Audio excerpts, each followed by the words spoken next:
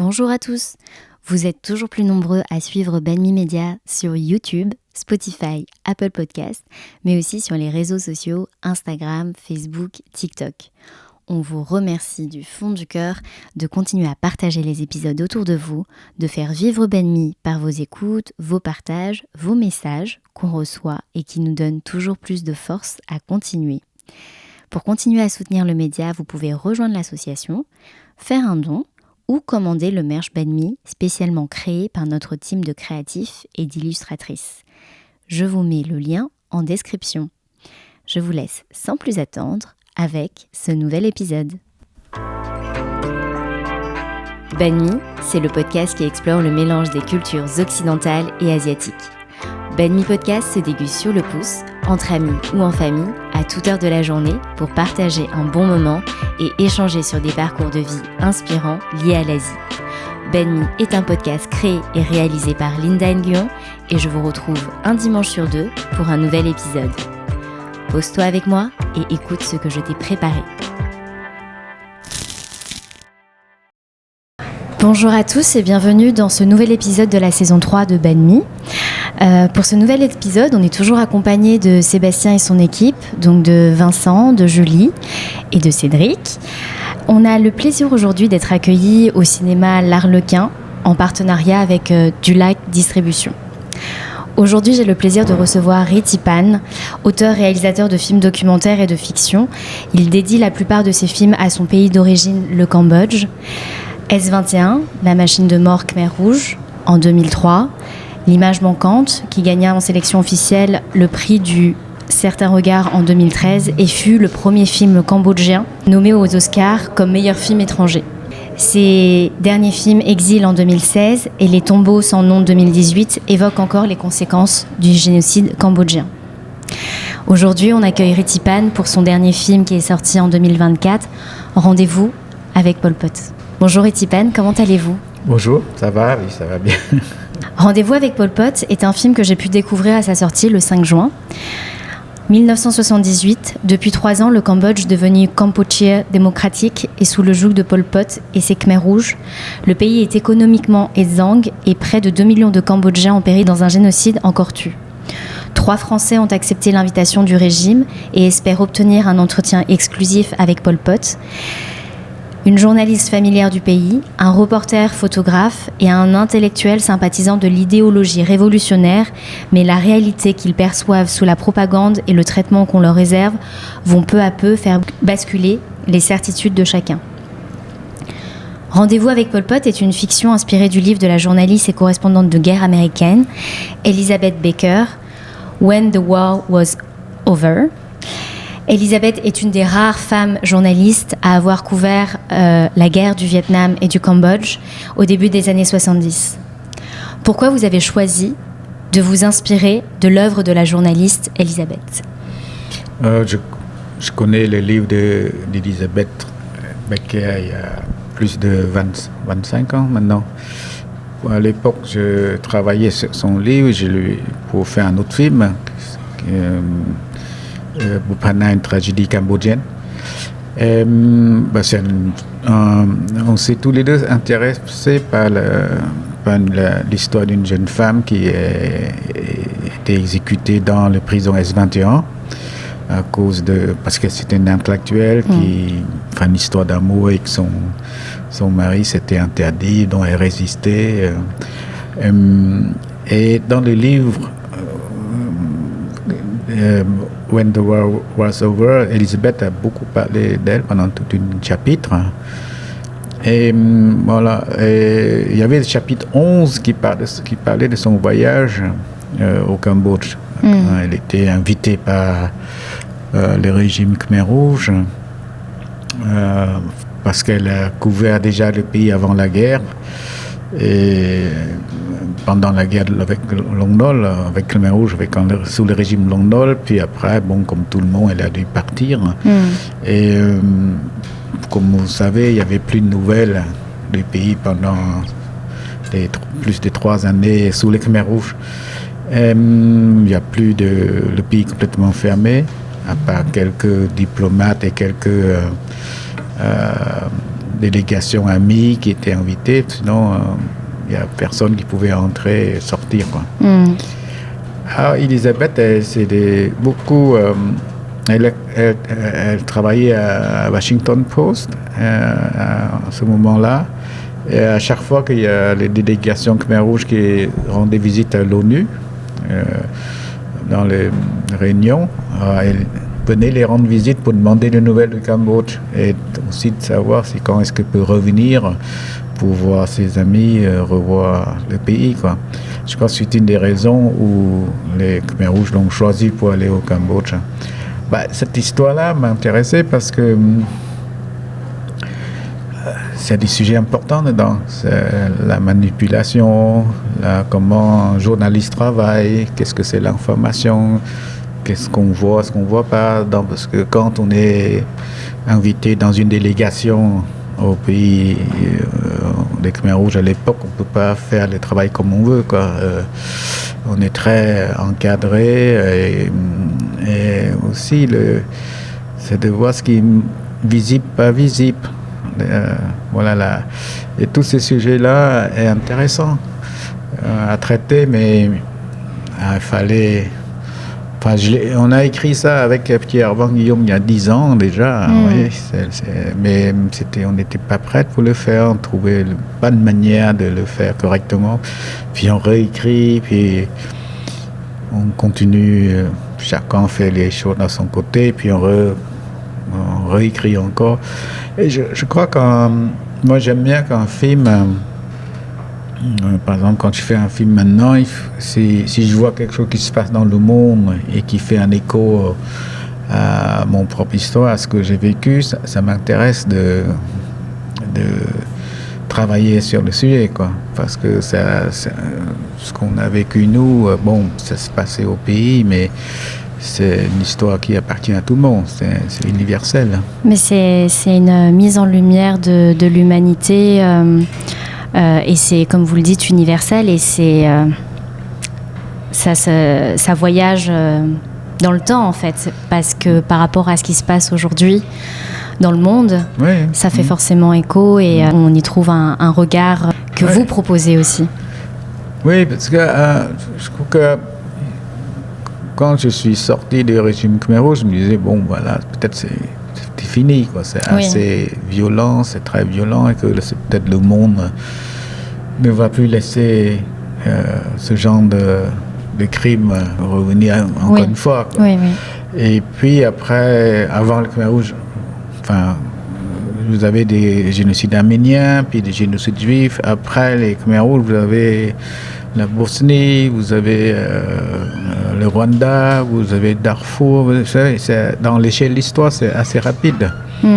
C'est de plus en plus nombreux. Et maintenant, encore, il y a l'écho encore dans tout ce qui est les guerres en Gaza ou en Ukraine. Ou, par exemple, depuis 8 mois, on est en juin 2024, depuis 8 mois, il y a 150 000 personnes qui sont mortes au Soudan, par exemple, dont on n'en parle pas. Parfois on parle, parfois on ne parle pas des choses qu'on parle, des choses qu'on ne parle pas, comme les crimes des Khmer Rouges. Pendant les premières années, personne n'en parlait vraiment.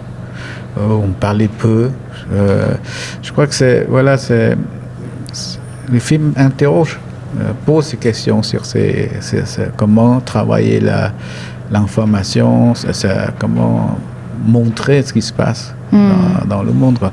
Mais il n'y a pas que ça, il y a aussi autre chose. Il y a aussi un chapitre en plus de travail que j'ai commencé il y a quelques années sur la mémoire sur la mémoire du Cambodge. Je veux dire que si vous partez d'un principe de faire un travail de mémoire, c'est pas 1 ou 2 films, 3 films, j'en sais rien combien de films qu'il faut faire.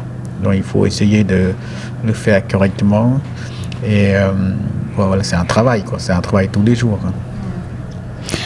Ritipan est l'un des conteurs les plus importants de notre époque. Son dévouement à l'art du cinéma est une source d'inspiration. L'expérience de Ritipan offre une connaissance et une compréhension approfondie de notre humanité commune. Son travail est un cadeau pour nous. C'est Angelina Jolie Angelina, oui, qui a dit ça. Le film est sorti il y a quelques jours en France. Qu'est-ce que vous avez ressenti quand vous avez vu les salles remplies en avant-première et en région parisienne? Ça a beaucoup changé. La réception du film a beaucoup changé, surtout pour la communauté khmer. Il y a 35 ans, quand je montrais mes films dans les salles, il n'y a pas beaucoup de khmer dans la salle. Parce que ce qui est normal, parce que on n'a pas envie de voir les films un peu tristes ou forts, trop, où ça raconte peut-être pas seulement, j'ai pas fait que des films sur le Khmer Rouge, même sur les autres films qui n'ont rien à voir avec le Khmer Rouge. Peut-être qu'ils n'avaient pas aussi accès à la culture comme aujourd'hui la génération d'enfants de ces réfugiés ont accès à la culture. Oui, certainement, il y a un peu de ça, parce que je crois quand on est arrivé en France, on n'a quasiment rien. Donc il faut travailler dur, il faut reconstruire sa famille. Il faut apprendre la langue, trouver un travail. Puis petit à petit, quand on réussit à mener sa vie, qu'on commence à envoyer les enfants à l'école, on se sent un peu mieux. Donc le problème, c'est que on n'a pas envie de voir ce que c'est les Khmer Rouges, ce que c'est, ou même sans Khmer Rouge, on veut être ailleurs, on veut réussir, quoi. Mais le problème, c'est que quand tout va bien, quand on commence à avoir une maison, avoir une voiture, avoir une petite famille, les enfants qui vont à l'école et tout ça, c'est là que les choses commencent à se compliquer. Là, c'est comme si le fantôme du passé vient vous poser des questions, quoi.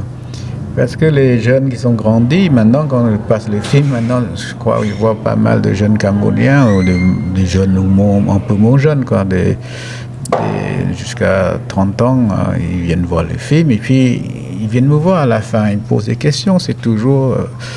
mes parents, mon père ne veut pas me raconter, ne veut pas me dire ça, je pose beaucoup de questions là-dessus.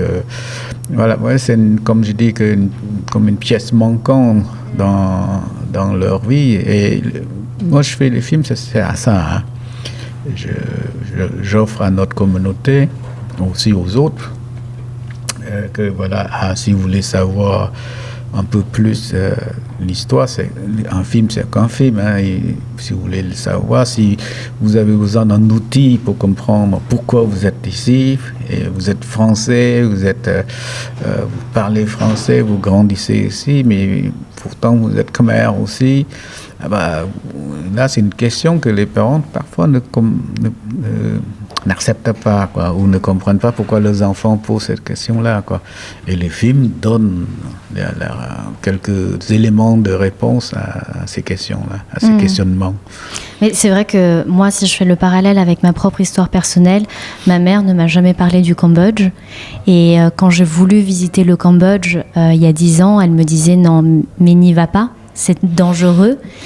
Et j'y suis allée et j'ai pas trouvé que c'était dangereux. Et en fait, elle avait vraiment cette image arrêtée du Cambodge de quand elle en était partie et qu'elle avait peur, en fait, que ses enfants vivent quelque chose que elle a arrêté dans sa mémoire, en fait. Oui, c'est normal. Ça, les gens sont partis avant que le Khmer Rouge arrive et ça le reste quand même, c'est un déracinement quand même. On part comme ça, plus on se sent pas très à l'aise parce qu'on a toujours de la famille, les amis qui sont laissés là-bas et qui peut-être qui sont morts ou sont aussi victimes eux. Ou il y a des gens qui ont vécu le Khmer Rouge et qui n'ont pas envie de parler de ça tout de suite. C'est ce qui est normal parce que il faut comprendre que le génocide, c'est pas seulement tuer. Le crime contre l'humanité, c'est pas seulement tuer. Les crimes contre l'humanité, quoi. Ça veut dire contre l'humanité. Voilà, c'est pas contre seulement le peuple cambodgien, mais contre toute l'humanité, quoi. Contre ce qui est humain. Et dans les crimes de masse, crimes de cette violence extrême, il y a tous les processus. Il y a une idéologie, il y a l'administration, il y a le processus de déshumanisation. Et les gens vivaient comme des... Je sais pas comment on peut dire ça, quoi. Ils sont plus humains, ils sont obligés de manger parfois des insectes ou des racines pour survivre. C'est ce que vous avez vécu ? Un peu, mais comme tout le monde, parce que il faut survivre et qu'après on a honte, parce qu'on n'était pas des humains, on nous a déshumanisés. Et parce que d'ailleurs, et on n'a pas envie de raconter ça à nos enfants, qu'on est obligé de manger n'importe quoi pour survivre, ou on n'est pas capable d'aider ou sauver les grands-parents. Vous savez, il y a plein d'histoires comme ça. Et je comprends, et je crois que je respecte tout à fait. Mais dans tout ce que j'ai fait, c'est juste pour... personne ne m'oblige de faire ces films-là. Hein. Je fais des films qui n'ont rien à voir avec Khmer Rouge au départ. Et puis à un certain moment, je me rends compte que mes aînés, avant moi, ils sont presque tous morts. Moi, j'avais un voisin qui fait du cinéma, il est mort, avec sa femme qui est monteuse, c'est mort. Ses enfants sont morts, il reste 2 filles. Voilà un exemple. Et mes aînés sont morts et qu'il restait quelques cinéastes qui devaient continuer à vivre, quoi. Donc ils faisaient des films institutionnels, fait quelques films, certains essayaient de faire parler aussi de cette histoire-là, mais c'est compliqué pour eux. Donc je me trouve un peu seul à faire le travail, comment dire, de témoignage, de documentation sur ce crime Khmer Rouge. Personne ne m'a poussé, hein. Je suis allé, je le fais parce que je trouvais que c'était nécessaire de dire qui sont nos familles qui sont décédées. Ils sont qui? Et il faut bien séparer qui sont les victimes, qui sont les bourreaux. Et il faut parler de la dignité des gens qui sont morts. Hein. On n'est pas là, vous n'êtes pas là parce que vous êtes courageux. Vous n'êtes pas là, moi je ne suis pas là parce que je suis plus courageux qu'un autre, plus fort, etc. Je suis là aujourd'hui parce que les autres m'ont aidé à être là. Donc c'est ma manière de parler d'eux. Et c'est comme ça qu'une société avance, qu'une civilisation continue à avancer. C'est de faire un certain type de travail sur la mémoire. Et ce travail-là, vous le prenez ou vous ne voulez pas regarder, ce n'est pas du tout grave. Chacun trouve le moyen de penser sa blessure, de faire un pansement à sa blessure comme il peut. Il y a des enfants qui souffrent parce qu'ils ne savent pas pourquoi ils sont là. Il y a des enfants qui souffrent parce qu'ils ne savent pas pourquoi les grands-parents ne sont pas là. Voilà, il y a toutes sortes. Puis il y a des enfants qui vont très bien. Ça, il y a toutes choses. Mais si quelqu'un veut savoir, nous, on doit leur fournir les outils pour qu'ils puissent apprendre leur histoire. Ben merci. Et moi, j'ai découvert aussi l'histoire des Khmer Rouges quand j'ai lu le livre de Long Eung. D'abord, ils ont tué mon père. Oui. Et bien évidemment, j'ai regardé le film de Angelina Jolie que vous avez produit. Et c'est vrai que ça m'a vraiment bousculée. Parce que, comme je vous disais, je ne pensais pas que mon histoire était aussi une histoire cambodgienne. Je me pensais vietnamienne. Et c'est vrai que je ne connaissais pas aussi le Cambodge d'avant la guerre, c'est-à-dire un pays d'intellectuels, de cinéastes, de chanteurs. On l'appelait la perle d'Asie du Sud-Est. C'était méconnu pour moi, ça n'existait pas. Pour moi, c'était juste un pays dans les yeux de ma mère qui était dangereux. Et donc, grâce à ces travaux, dont vous avez été le pionnier, on a pu avoir d'autres narratifs de l'histoire du Cambodge. Oui, c'est important de faire ces films-là déjà. Mais c'est aussi important, vous savez, on ne peut pas faire des films dans un endroit où tout va pas bien. On fait le film seulement dans un pays où il y a une certaine stabilité, où ça se tourne la nuit. Moi, je me souviens quand on a tourné Les gens de la rizière, il y avait encore... les Khmer Rouges sont encore là, quoi. Donc, la nuit, il faut rentrer accompagné par les gardes de corps. Il faut... Très, très difficile. Mais maintenant, vous savez, si Angelina Jolie fait son film, tout le monde peut faire son film. Donc, vous pouvez retourner faire le film, vous pouvez voyager, vous avez des avions qui rentrent et qui sortent. Mais voilà, c'est un peuple fort.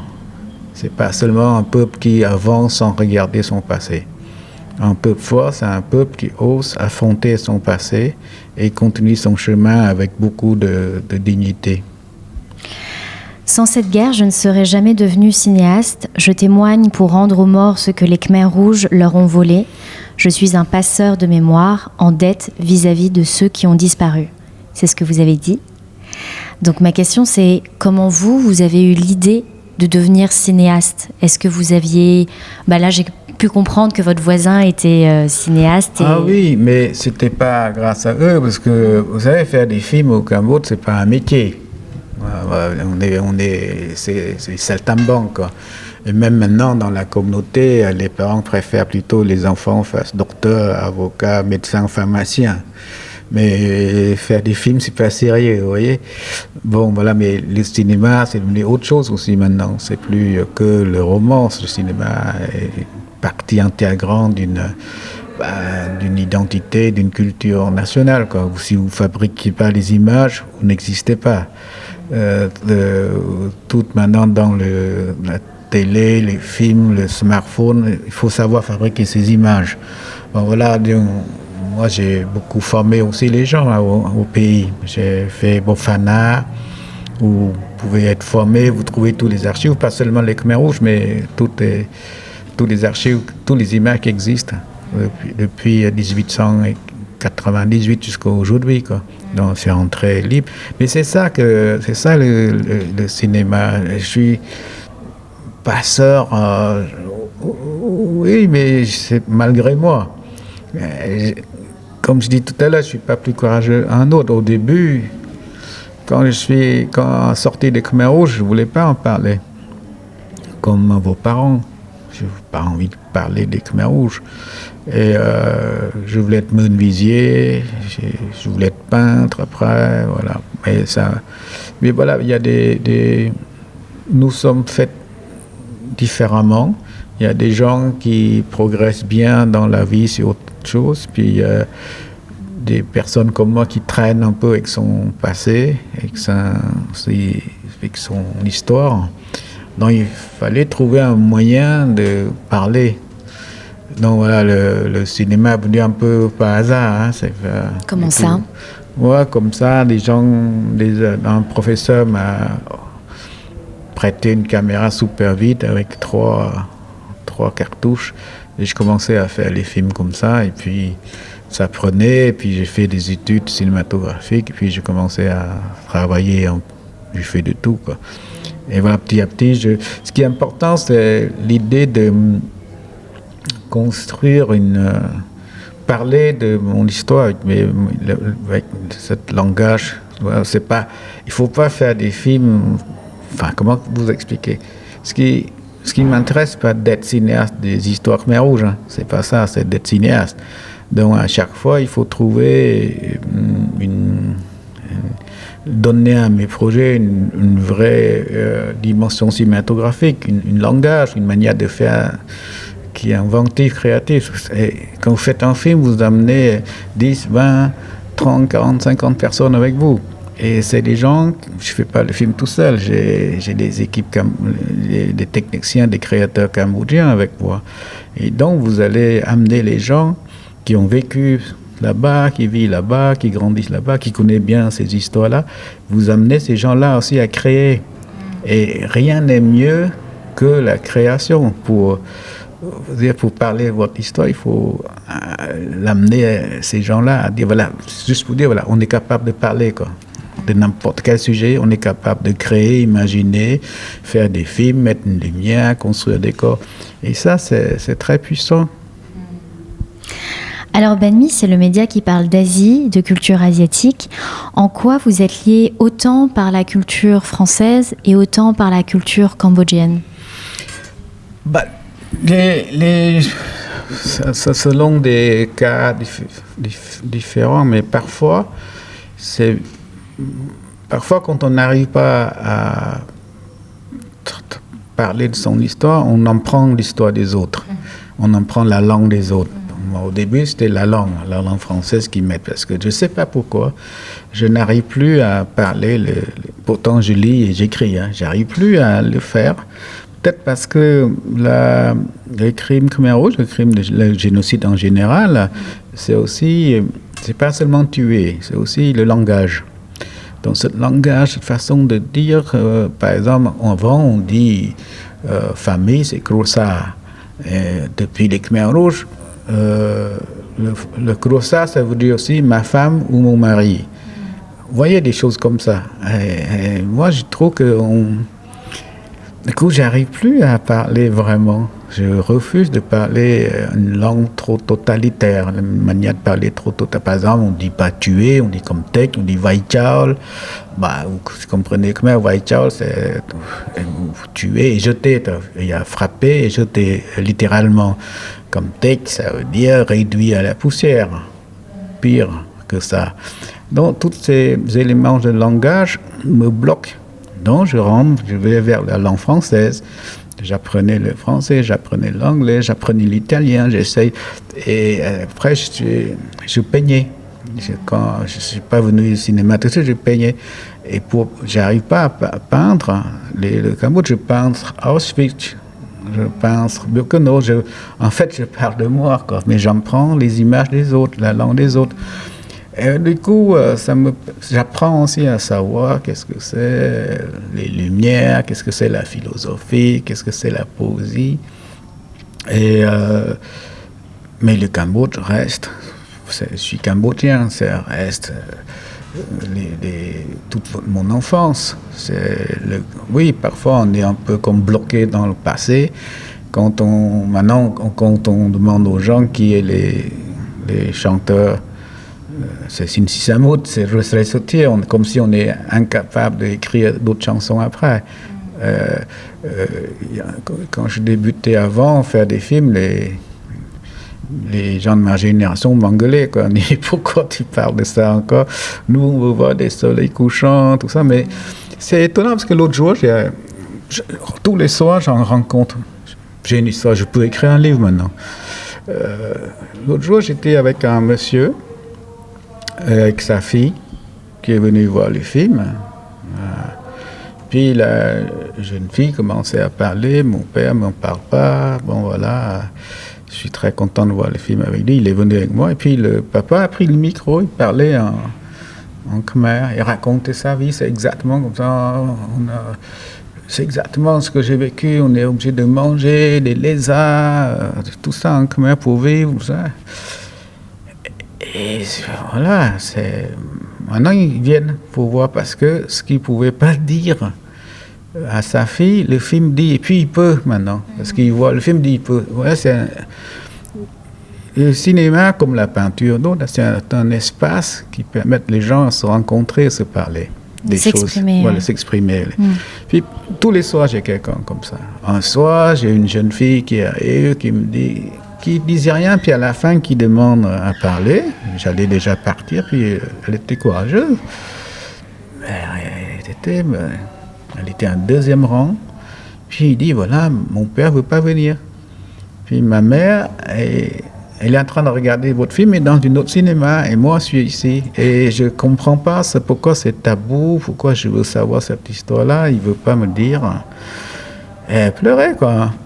Et je lui ai expliqué que c'est pas facile pour son père. Voilà. Et je l'ai invité le père de venir voir le film avec sa fille un jour. Je ne sais pas s'il fera. Mais je n'ai pas dit que si vous allez voir mon film, vous sentez mieux après. Mais si vous parlez, vous sentirez bien après. Mais ne pas parler, c'est pire. Ça peut dénouer des choses qu'il y a au fond de nous. Parfois c'est difficile de mettre un mot comme ça sur une histoire. Donc, le film Angelina, quand on a fait avec Angelina, c'est ça. C'est pas seulement pour les Cambodgiens. Comme je vous ai dit, c'est un crime contre l'humanité. Donc, les gens en Afrique peuvent voir les films, mais c'est pas non plus remuer les choses. C'est, voilà. Ce que vous ne pouvez pas dire, nous, on vous propose de regarder ensemble et dire ensemble, puis on tourne la page, on continue le chemin. C'est guérir ensemble de quelque chose. Il faut que la parole sorte. Vous fuyez le Cambodge en 1979 pour rejoindre la Thaïlande et vous devenez réfugié de guerre en France en 1980. Comment se sont passés du coup vos premiers mois en France? Très froid. Je suis arrivé, c'est très froid, c'est horrible. Et vous venez de perdre aussi vos parents? J'ai perdu mes parents, dont je parlais plus beaucoup. Et puis, je suis arrivé, je suis arrivé avec rien. J'avais un paire de tongs, quoi. Et j'avais une chemise et ça caillait. Vraiment, ça gelait, quoi. Donc, en plus, on a l'habitude de vivre dehors et là, il faut vivre dans des apparts tout petits. C'était même pas appart, c'est un petit studio de rien du tout, quoi. Puis la nourriture, puis tout ça. Puis petit à petit, bon, voilà, on s'habitue. C'était assez, pas triste, pas déprimant, mais autre chose qui est gris, quoi. Qui est froid, qui est gris, dont il faut... Mais j'ai beaucoup de chance. J'ai des gens... Tout de suite, je pars souvent à la campagne. Je vais fabriquer l'alcool de prune avec des paysans. On a tué des cochons en hiver. On fait des boudins, même si on ne parle pas très bien. Mais bon, voilà, j'ai découvert le pays, quoi. Et puis, c'était bien. Et finalement, j'aime beaucoup. Est-ce que vous étiez avec une communauté cambodgienne quand vous êtes arrivé ou vous étiez seul? Non, je ne sais pas pourquoi, mais j'ai fui la communauté cambodgienne. Même maintenant, je fuis encore. C'est ma faute, hein. C'est peut-être parce que je voulais pas parler le khmer, parce que là, vous voyez, j'ai accepté votre interview, donc je suis mieux. Mais au début, non, je voulais voir aucun Cambodgien. Je veux rester dans mon coin. C'était pénible, c'était dur, mais bon, il fallait que je retourne au pays petit à petit. J'apprends à retrouver ma parole en khmer déjà. J'apprends maintenant, ça va, j'ai plein de jeunes qui m'appellent Pou. Hein. Donc vous êtes retourné vivre au Cambodge et vous êtes le cofondateur du centre Bopana et de la cinémathèque du Cambodge à Phnom Penh. Comment est-ce que la nouvelle génération au Cambodge se réapproprie l'art et la culture et se forme aussi au métier de cinéaste? Il faut savoir que le Cambodge, il y a pas mal de richesses, mais c'est pas un pays où il y a le pétrole, quoi. Donc, mais moi, j'ai toujours dit, la richesse du Cambodge, ce sont les Cambodgiens. C'est la première richesse. Donc, il faut vraiment s'occuper des Cambodgiens, quoi, des jeunes qui vont grandir. Bon, moi, je suis cinéaste. Alors, il y a des gens qui sont médecins, qui sont boulangers, cuisiniers, peu importe. Mais il faut former les jeunes. Et donc, moi, je pensais que c'était utile de faire ce centre de mémoire parce que on a tout perdu. Hein. Donc, il faut qu'il y ait une mémoire audiovisuelle. Donc, voilà, il faut... Depuis le Cambodge existe qu'à aujourd'hui. Bon, pour dire aussi que, voilà, les Khmer Rouge, ce n'est que 4 ans. Mais pour dire aussi que l'image est très importante. Il faut savoir le dire. Parce que si les générations actuelles, s'ils ne voient pas, ils ne croient pas. Il faut qu'ils voient l'image. Il faut qu'ils voient sur le téléphone, peu importe, à la télé, mais s'ils ne voient pas, ils ne croient pas. Et voilà, donc on a fait ça, puis on a formé des gens, on a formé des centaines de gens. Hein. Moi, ça fait 16 ans, 17 ans que le centre existe. Bon, maintenant, il y a des gens qui écrivent des thèses, qui font des masters, puis des gens qui apprennent à faire des films. Mais apprendre audiovisuel, on apprend aussi multimédia. On ne devient pas tous super cinéastes. Mais dans tous les métiers, maintenant, même si vous travaillez dans une hôtellerie, peu importe, vous devez savoir multimédia. Parce que vous devez mettre sur Internet, vous savez le faire, quoi. Vous savez communiquer en multimédia. Donc, voilà, dans les jeunes qui passent par le centre Bopana, ils trouvent du travail, ils tous trouvent du travail parce qu'ils vont dans leur communauté, ils peuvent être communicants de leur communauté, ils peuvent faire vente en ligne, si vous faites de la vente en ligne, hein, qui c'est un commerce qui est très, très, très fort au Cambodge, bon, vous êtes obligé de faire des films ou faire des images pour mettre sur Internet, quoi. Quelle est la place des artistes aujourd'hui dans la société cambodgienne? Pas spécialement à la société cambodgienne. Dans toutes les sociétés, les artistes sont toujours un peu considérés étrangement Voilà. Puis il y a des artistes qui s'en sortent, il y a des artistes qui s'en sortent pas du tout. Donc en France c'est pareil, il y a plein d'artistes qui sont en chômage. Parce que voilà, le budget est petit, si la moindre crise économique, les gens ne vont pas voir les films, ne vont pas voir le théâtre. Ouais, c'est notre fardeau, quoi. Et les artistes, c'est aussi très important. Qu'est-ce que c'est un pays sans artistes? Qu'est-ce que c'est un pays sans cinéma, ou sans danse, ou sans... Voilà, c'est juste parfois fermer les yeux et dire qu'est-ce que c'est un pays sans images, quoi.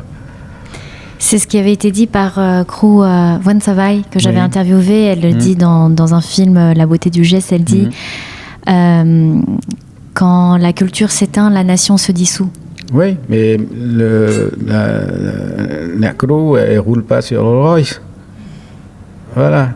Mais c'est jamais trop tard de le reconnaître ce qu'elle a apporté au pays. C'est jamais trop tard.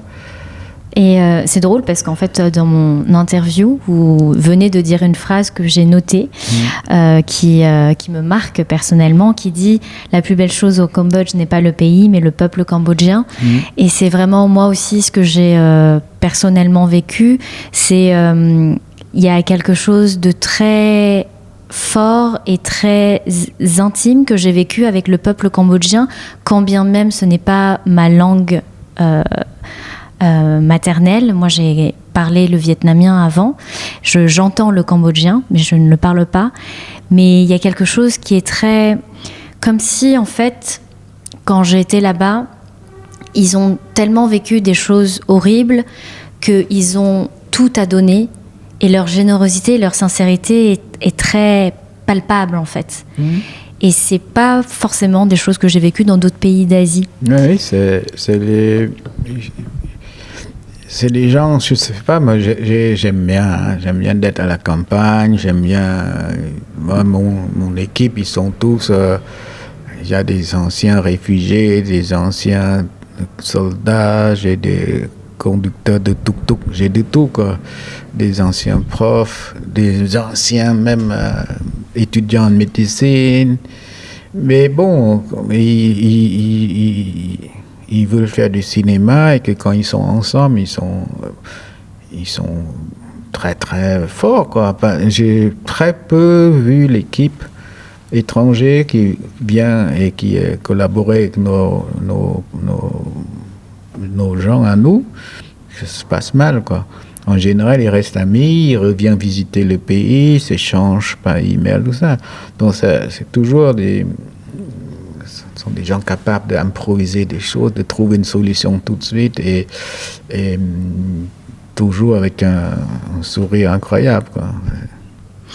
Comment on peut créer et cultiver des ponts aujourd'hui entre la France et le Cambodge, et surtout cette génération en fait d'enfants de réfugiés dont je fais partie, qui veulent reconnecter avec le pays des racines de mes parents? C'est beaucoup plus facile maintenant de visiter le Cambodge. D'abord, il y a au moins, 5, 6, 7 vols par jour. Il y a l'avion qui descend, qui décolle tout le temps. Ce n'est pas pareil comme avant. Puis tout est... Ça va, hein? Vous avez des téléphones portables, vous avez à l'aéroport, j'ai acheté une carte SIM et puis vous voyagez, quoi. Et puis vous allez manger, goûter, discuter avec les gens, vous visitez des coins différents, vous allez à la mer, vous allez à la montagne, surtout parler avec des gens, quoi. D'aller dans les rues, parler avec des gens, quoi. Aller à la rencontre des gens là-bas. Oui, mais c'est encore super endroit pour y aller, quoi. Alors aujourd'hui, je vous propose un format qui est sensiblement différent parce qu'en fait, il y a des personnes qui ont voulu être présentes parce que vous êtes là avec nous et c'est une chance incroyable de vous avoir dans ce format de Banh Mi et qui voudraient vous poser des questions. Donc j'invite Virak à prendre le micro pour poser la question. Bonjour. Encore une fois, merci pour votre œuvre. Après avoir vu Rendez-vous avec Pol Pot et après avoir vu un soir après la guerre, donc il y a un pont d'une vingtaine d'années, j'ai l'impression que en fait, c'est juste des chapitres que vous rajoutez après chaque film. Est-ce que vous avez un autre plan de film en tête? Oui, on a toujours quelques idées de films après, mais on ne sait pas lequel qui va fonctionner en premier. Mais moi, je suis très lent, hein, je suis un super lent, quoi. Je ne sais pas faire vite.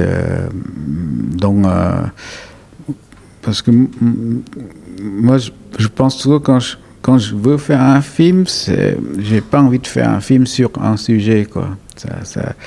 Donc faire un film, c'est ma façon de vivre avec les gens, quoi. Être avec les gens, être avec les personnes où je vais travailler, où le sujet se passe. Si ça se passe à la ville, ce sera en ville. Si ça se passe à la campagne, je serai à la campagne. Ouais, c'est une opportunité pour moi de vivre avec. Ouais, donc voilà, j'ai deux projets qui traînent depuis un moment. Je vais essayer de voir comment c'est possible. Mais c'est compliqué, hein. Je suis pas du tout. Je suis pas paresseux, je travaille beaucoup, mais je sais pas, j'avance pas vite. Hein. Prendre le temps d'infuser ses projets aussi. Oui, prendre le temps, et puis Bopana. Je ne suis plus directeur de Bopana, j'ai formé une équipe qui a une trentaine d'années, qui est super dynamique, qui gère ça par eux-mêmes. La transmission est déjà faite, mais je suis encore leur conseiller, une espèce de sage qui discute avec eux de stratégie, de formation, de contenu, tout ça. Donc ça me prend un peu de temps encore. Et puis j'enseigne, puis j'aime beaucoup enseigner parce que en enseignant, on apprend beaucoup en fait en enseignant. On apprend toujours. Et du coup, les films viennent très progressivement. Ouais, mais à chaque fois quand j'arrive à faire un film, je suis super content quand même. J'ai une réaction. Du coup, moi, je vous découvre. Je vous ai découvert que à travers vos films. Et c'est vrai que vous entendre parler et raconter un peu votre parcours et même l'importance de la transmission pour vous, je trouve que déjà c'est une démarche qui me touche particulièrement parce que moi aussi maintenant j'ai cette démarche-là. Quand j'étais un peu plus jeune, donc comme je vous disais, quand j'entendais le nom de Ritipan, il y avait un réalisateur cambodgien. Bah, j'étais très très très fier parce que je me disais purée, il y a quelqu'un en France qui fait des choses et qui est l'égal des autres cinéastes. Moi, ça me faisait rêver. J'ai toujours rêvé de cinéma. Et est-ce que vous pouvez nous dire un peu plus sur votre parcours quand vous étiez plus jeune? Qu'est-ce que la formation que vous avez eue ou le déclic qui a fait que vous dites je vais devenir cinéaste et qu'un jour je vais inspirer d'autres cinéastes? En fait, tout ça, c'est, comme je disais tout à l'heure, on peut pas, c'est pas hasard, c'est des incidents, quoi. J'ai des profs de dessin qui s'appelle Jules Flandrin, qui est vraiment généreux comme professeur. Il a dû comprendre que je dois m'exprimer, je dois parler d'une manière ou d'une autre. Donc, c'est lui qui m'a prêté des couleurs, qui m'a filé les couleurs, qui me fait des cadeaux, des places de cinéma, parce que j'avais pas d'argent, quoi. Et après, qui me file les caméras, tout ça. Et je commence à faire des films, et puis un jour, je fais un film. Comme je parlais pas très bien le français, le film est quasiment muet. Très peu de mots, quasiment pas de mots d'ailleurs. Donc je l'ai fait, puis c'est un super vite, et puis il y a un monsieur de la maison de cinéma à Grenoble qui me prêtait une machine pour monter. C'est une machine qui montait un super vite, et puis qui m'apprend les premiers montages à faire, quoi, parce que je comprends pas très bien comment monter un film. Puis à un certain moment, il dit c'est un peu du Robert Bresson, ton film. Je sais pas qui c'est Robert Bresson. J'ai dit, voilà, mais ça reste juste un tâtonnement. Hein. Mais je trouvais que ça me convient bien parce que je suis pas obligé de parler beaucoup dans le film. Il y a l'image qui parle aussi, il y a le son, tout ça. Donc ça me convient que si écrire, c'est très compliqué. J'en ai écrit après, mais c'était compliqué.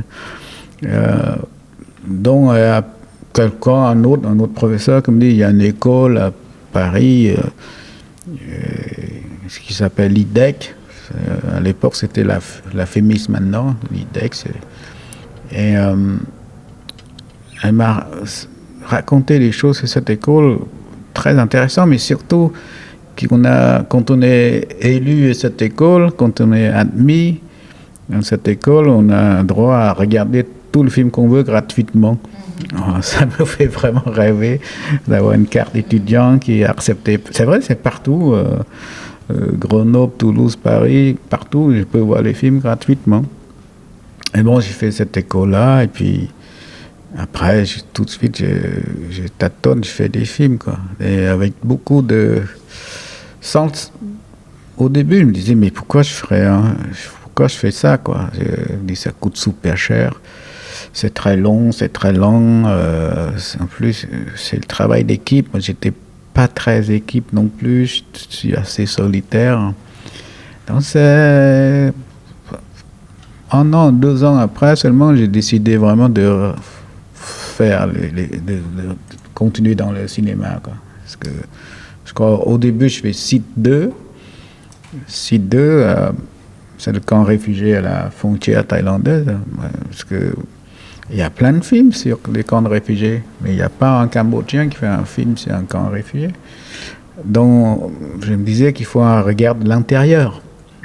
Quelqu'un qui regarde l'intérieur, qui comprend la langue, qui travaille autrement.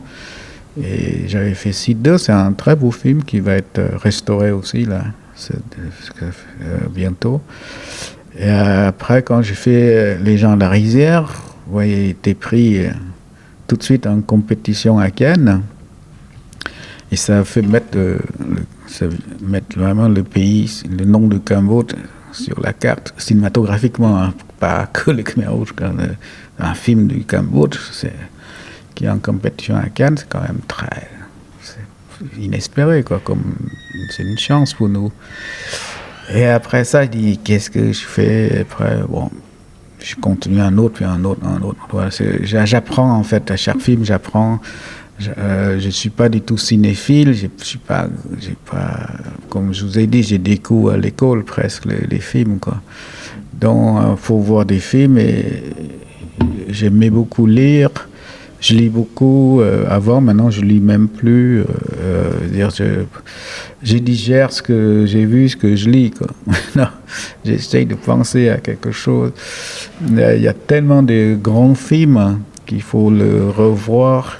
Donc des fois, je mets un film japonais, un film américain, peu importe. J'essaye de voir comment un réalisateur s'approprie qui est l'outil, qui est le cinéma, qui est un outil universel. C'est comment il travaille ce langage-là pour faire le film sur son histoire, son pays, avec sa culture, quoi.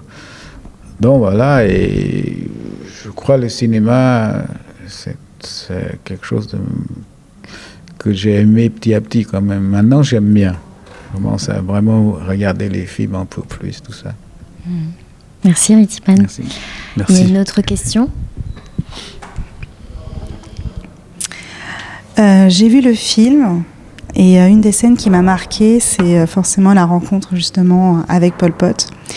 Et ça m'a rappelé ma récente rencontre et un échange que j'ai eu avec un chauffeur Uber cambodgien. Donc que j'ai questionné. En le questionnant, j'ai découvert qu'il était Khmer Rouge. Donc moi, ça m'a forcément surprise.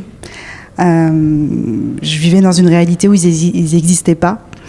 Et donc après mon étonnement, j'ai continué à le questionner, puis j'ai découvert finalement beaucoup d'humanité, une histoire très émouvante. C'était un enfant soldat, et du coup ça a changé mon regard. Et moi je voulais savoir un peu comment vous gérez vos relations avec ceux qui étaient des Khmer Rouges.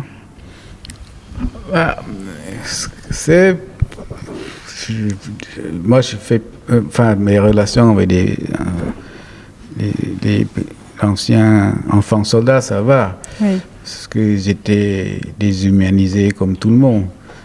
Pour endoctriner, ils ont une petite caméra, un petit enfant avec les fusils, il va ici, là. Mais l'histoire est beaucoup plus compliquée quand on travaille avec des chefs Khmer rouges, avec les 4 Khmer rouges. Mais avec les jeunes Khmer rouges, c'est intéressant aussi pour voir plutôt comment eux aussi peuvent être victimes d'une certaine manière.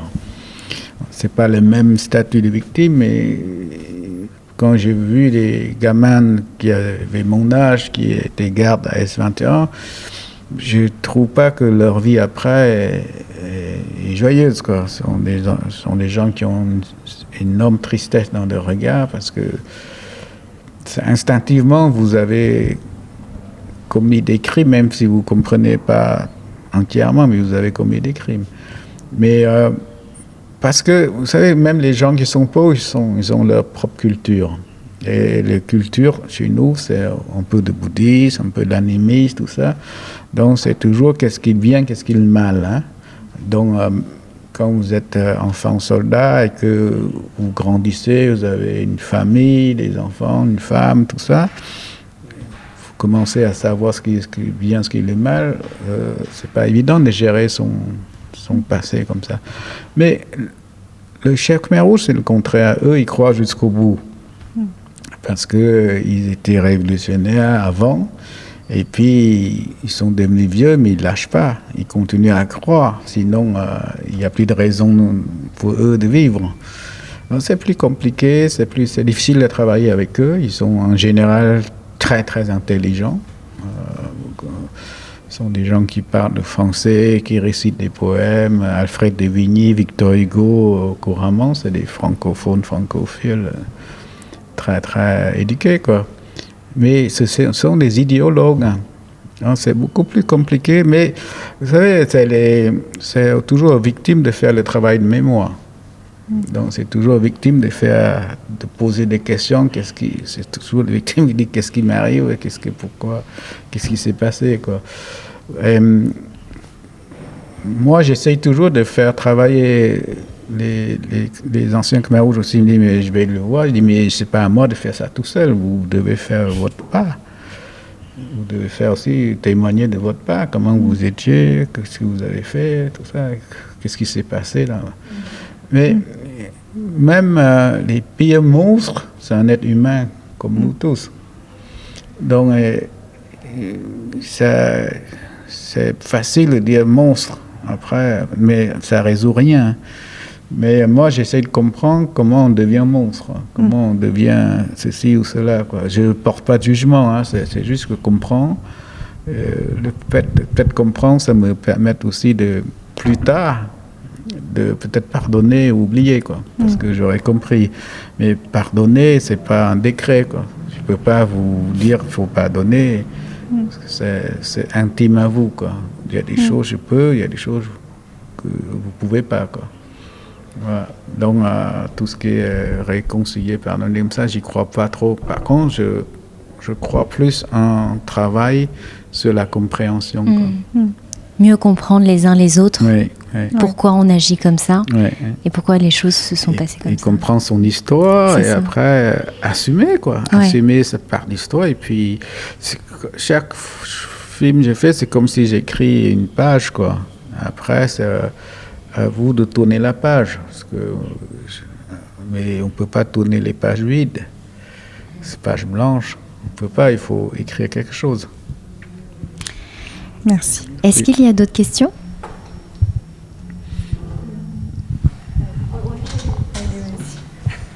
Bonjour. Bonjour. J'avais une question, en fait, après avoir vu le film. En fait, c'était sur le point de vue qu'on avait pendant le film, le point de vue des journalistes. Et ce que j'ai trouvé intéressant, c'était que, en fait, en fonction du fait que... Enfin, c'était différent pour les gens qui connaissaient le génocide et les gens qui ne connaissent pas, qui vont voir le film. Et donc, je me demandais si vous pouvez en parler un peu du point de vue des journalistes que l'on a quand on regarde le film, et du fait qu'on peut être biaisé ou pas en connaissant le génocide. Oui, comment dire, c'est le sujet même du film, comment on est étranger, comment on est venu au Cambodge, qu'est-ce qu'on voit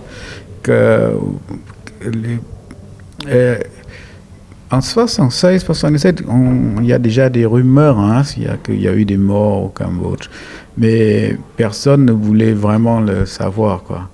Peut-être parce qu'on était enfermé, aveuglé par une forme d'idéologie aussi, parce que tout le monde à l'époque en Occident c'était contre la guerre faite par les Américains au Vietnam. Donc on est là pour s'engager, pour soutenir les petits peuples qui va vaincre l'impérialisme, quoi, avec des bombes et tout ça. Puis l'image de la petite fille qui brûlait par le napalm, c'était déjà la guerre est très violente, quoi. Donc le monde entier est ému par les images qu'on reçoit de Cambodge, de Vietnam, spécialement de Vietnam, quoi.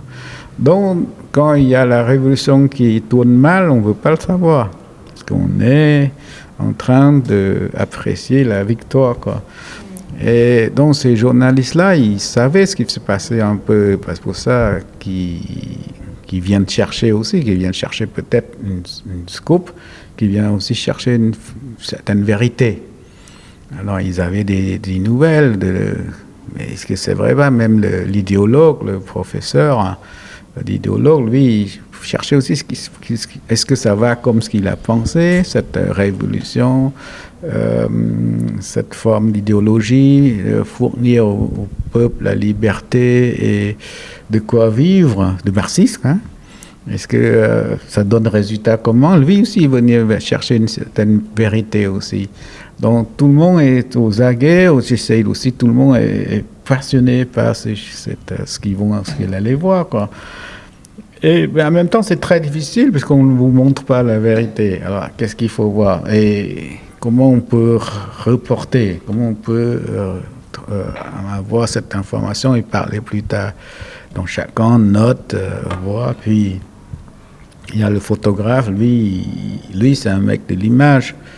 Vous voyez, il veut voir des choses, mais il découvre tout de suite quelque chose qui ne va pas, quoi. Les gens ne parlent pas. Il dit, mais ils ne parlent pas, les gens.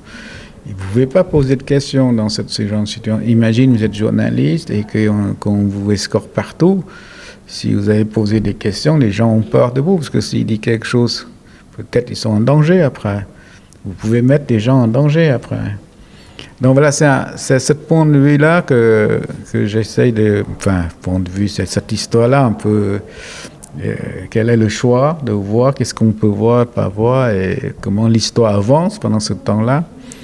Et donc, cette rencontre, après, chacun découvre une forme de vérité, sa vérité. Bon, le photographe, il est disparu, on ne sait pas où il est, mais il a quand même vu les choses. Lise Delbo, elle prend plein de notes. Elle essaye de poser des questions, mais elle n'a pas de réponse. Puis, l'idéologue, il a certainement eu certains conflits avec... peut-être dans des accords avec Pol Pot. Donc banh mi, c'est le nom du podcast, c'est aussi le nom d'un sandwich. Est-ce que vous mangez des banh mi? Oui. Vous aimez ça? C'est un sandwich avec le porc laqué, tout ça, les carottes, tout ça. C'est ça. Et il y en a aussi au Cambodge, dans les petits stands. On dit, comme on est encore resté un peu francophone, on dit nompang. Nompang pâté. Est-ce qu'il y a un plat qui vous réconforte? Oh, j'adore du brauk. Du brauk bien fait, c'est super bon. Vous pouvez expliquer ce que c'est?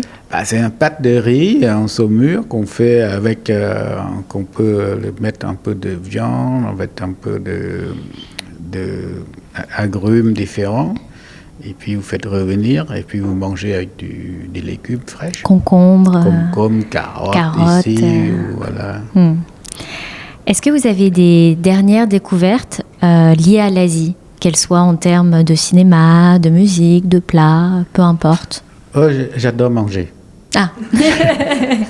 Donc, dès que je peux, je goûte. Et je trouve qu'au Cambodge, il y a pas mal de jeunes chefs. Là, je connais Récemment, j'ai découvert un nomkro fait par un jeune chef à Phnom Penh qui s'appelle Vilas Faye, quelque chose comme ça, le restant. C'est un jeune chef khmer, autodidacte. Et il a transformé ça et puis il a fait un tapet aussi qui est incroyable. Et il a fait une manière à lui, quoi. Et je trouve ça... Vous voyez, c'est des pays qui ont beaucoup de parfums, beaucoup de... des choses très fines. Et bon, vous avez des hammocks et tout ça qui est classique, hein, mais alors quand on sait vraiment travailler, on peut aller vraiment dans les notes, beaucoup de finesse, quoi. Donc c'est genre de nourriture, quand vous mangez son tapas, après une espèce de parfum qui flotte. Ouais, ça c'est intéressant.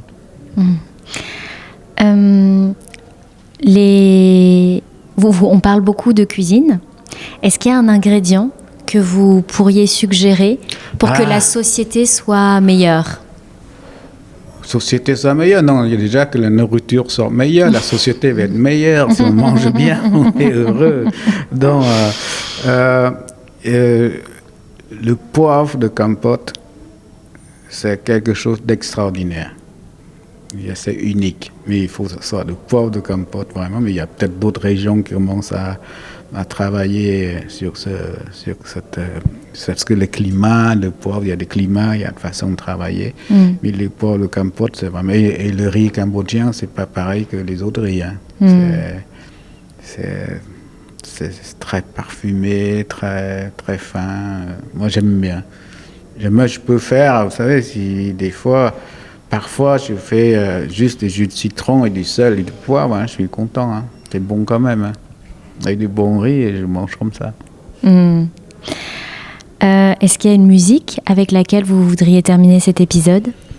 La musique khmer ou j'écoute de tout. Hein. Je sais pas, demander comme ça, j'en sais rien, mais j'écoute beaucoup de chansons à texte. Si c'est des chansons françaises, j'écoute beaucoup de Brassens ou Brel, tout ça, Barbara, tout ça. J'aime bien les chansons à texte. Ferrat, j'aime beaucoup Ferrat, j'aime beaucoup écouter Nuit et brouillard, par exemple, parce que ça me rappelle encore des Khmer Rouges. Je suis un peu obsédé par les Khmer Rouges. Mais il y a aussi des chansons d'amour. Dans le film, j'aimais une chanson de Ferrat écrite par Aragon. Et j'aime bien ces chansons de Ferrat, des poèmes d'Aragon. Sinon, au Cambodge, j'avais plein de talents après. Mais maintenant, ils font beaucoup de rap, un peu rock, un peu tout ça. Mais malheureusement, je suis pas trop... je suis vieux, vous savez. Je suis encore un truc très long. Hein. En tout cas, merci beaucoup Retipan pour ce moment que vous nous avez accordé. C'est très précieux ce que vous avez commencé à faire depuis votre carrière de cinéaste, car toute cette génération de réfugiés, de parents qui n'ont pas voulu regarder dans le passé et qui n'ont pas voulu raconter cette histoire et nous la transmettre, vous nous la transmettez à des milliers, je peux dire même des millions de Cambodgiens, pour mettre des images et des mots sur un passé que d'autres veulent enfouir sous terre. Et ça nous permet aussi de reprendre possession de notre histoire et de notre héritage. Et c'est vous qui l'avez fait en premier et qui continue encore à le faire et qui inspire des réalisateurs, des scénaristes, des auteurs. Ils vont faire autre chose, plus joyeux. Si, c'est bien d'avancer sur autre chose. Bon, en tout cas, merci beaucoup parce que c'est très précieux pour nous. Merci beaucoup. Merci. J'espère que vous avez aimé cet épisode avec Retipan. Un épisode exceptionnel pour l'équipe BenMe de rencontrer le premier réalisateur cambodgien reconnu en France et dans le monde entier pour ses œuvres cinématographiques et le travail de mémoire sur la guerre du Cambodge. Reti nous apporte résilience, sagesse et espoir pour la jeunesse du Cambodge et les diasporas cambodgiennes dans le monde. Pour soutenir le média et pour continuer à le faire vivre, partagez, commentez sur YouTube, mettez des étoiles sur Spotify, Apple Podcasts, Deezer ou sur vos plateformes de podcasts préférées.